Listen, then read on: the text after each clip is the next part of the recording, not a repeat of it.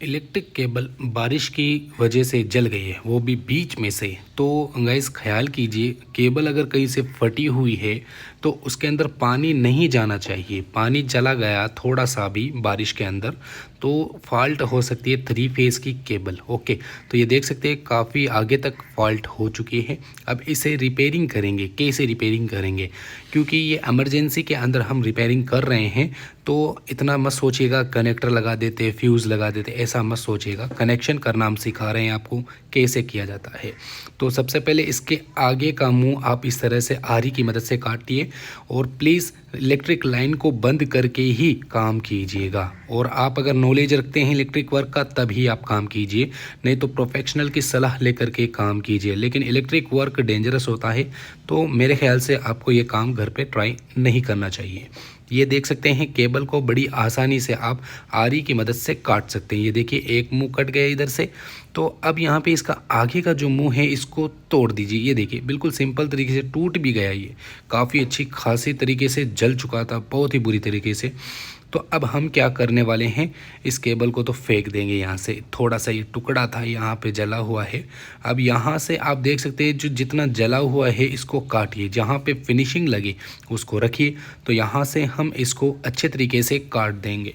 अब इसको काटने के बाद हम इन दोनों केबल को आपस में जोड़ेंगे सिंपल तरीके से। अब इसको आरी की मदद से या फिर चाकू की मदद से आप अच्छे तरीके से इसके ऊपर के कवर को छील सकते हैं, क्योंकि इसके अंदर डबल कवर होता है। ठीक है, तो सबसे पहला कवर इसका हार्ड होता है। तो इसको सबसे पहले जितना आपको चाहिए उस हिसाब से आप छील लें। लगभग मेरे ख्याल से 5 से 6 इंच के आसपास आप इसे छील लें, क्योंकि 3 फेज़ की केबल होती है और तार दूर दूर होने चाहिए। तो इस हिसाब से देखें तो 6-7 इंच के आसपास अब इसे छील लें। ओके, तो सबसे पहले इसका ऊपर का जो कवर होता है ना, इसे इस तरह से छील लें। बड़ी आसानी से छिल जाता है। वैसे आप इसे कट लगा करके देखेंगे तब आपको मालूम पड़ेगा। ओके, और 3 फेज़ की केबल को छीलने का और जॉइंट करने का जो खर्चा है वो मैं आपको आगे बताऊंगा कि कितना रुपये आपको लेना चाहिए ग्राहक से, जिससे आपका काम हो जाए। ठीक है, तो ये देख सकते हैं क्योंकि ये इमरजेंसी वर्क है। इमरजेंसी के अंदर अगर आप पैसा लेंगे तो बहुत ज़्यादा भी हो सकता है। तो ये देखिए यहाँ पे एक वायर को खींचिए और बाकी पूरा वायर जो है सारा वायर बाहर आ जाएगा। क्योंकि ये वायर जल चुका है, थोड़ा सा चिपक चुका है, इसलिए थोड़ा टाइटली आ रहा है। न्यू अगर वायर होगा तो दिक्कत नहीं आएगी। फिर भी गाइस देखिए यहाँ पे अच्छे तरीके से केबल जो है बाहर आ चुकी है और बहुत अच्छी है। मतलब इसके आगे जली नहीं है, क्योंकि इसके आगे मैंने काट के फेंक दिया है उस जो जली हुई वायर थी। ठीक है, ये देखिए ये दोनों वायर चिपके हुए हैं, क्योंकि यहाँ पे लोड चलता था और शॉर्ट सर्किट की वजह से ये इसका कवर चिपक गया है। लेकिन फिर भी आगे देखिए ये किस तरह से अलग अलग हो गया है। तो अब हम इसे छील लेंगे, तकरीबन 1 से 1.5 इंच के आसपास इसे छील लेंगे ताकि जॉइंट करने में आसानी हो।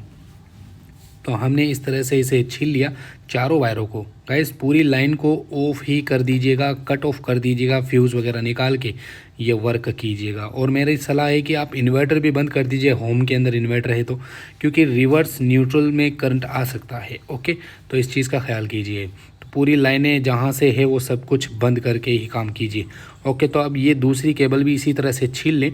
अब यहाँ पे क्या करना है कि इन सभी वायरों को अलग अलग कर दें। पहले आप देखिए ये ब्लू कलर का वायर है, तो मैं इसके हाफ ईयरली वायर को डिवाइड करूँगा। यहाँ पर देख सकते हैं 6 वायर है, जिसमें 3-3 4-4 वायर को मैं डिवाइड करके अब इसे इस तरह से 8 लगाऊंगा। जैसे कि आप देख सकते हैं आगे पीछे इस तरह से डाल के प्लास की मदद से टाइट कर देंगे। इससे क्या होगा कि जितना हो सके टाइट हो जाएगा।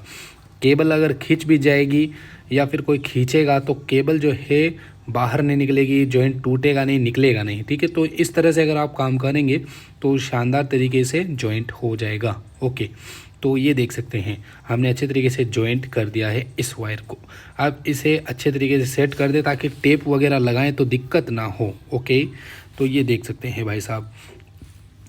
अब ये रेड कलर का वायर, ये क्योंकि जल चुका था इसमें थोड़ा ज़्यादा दिक्कत आ गई, तो फिर भी ये काम हो गया क्योंकि इसका कवर भी जला हुआ था। फिर भी हमने जॉइंट कर दिया, तो चारों वायर अच्छे तरीके से जॉइंट हो गए शानदार तरीके से। और अब यहाँ पे हम टेप का इस्तेमाल करेंगे। टेप आप कोई भी इस्तेमाल ले सकते हैं, क्योंकि टेप तो ओबियसली वापस जलने वाली है, तो आप टेप किसी भी तरीके की यूज़ ले सकते हैं। मेरे ख्याल से आप इसके अंदर पाइप भी डाल सकते थे। ठीक है, लेकिन मैंने एक बार पाइप डाला था वो भी जल गया था। ठीक है, तो कोई इतना ज़रूरी नहीं है।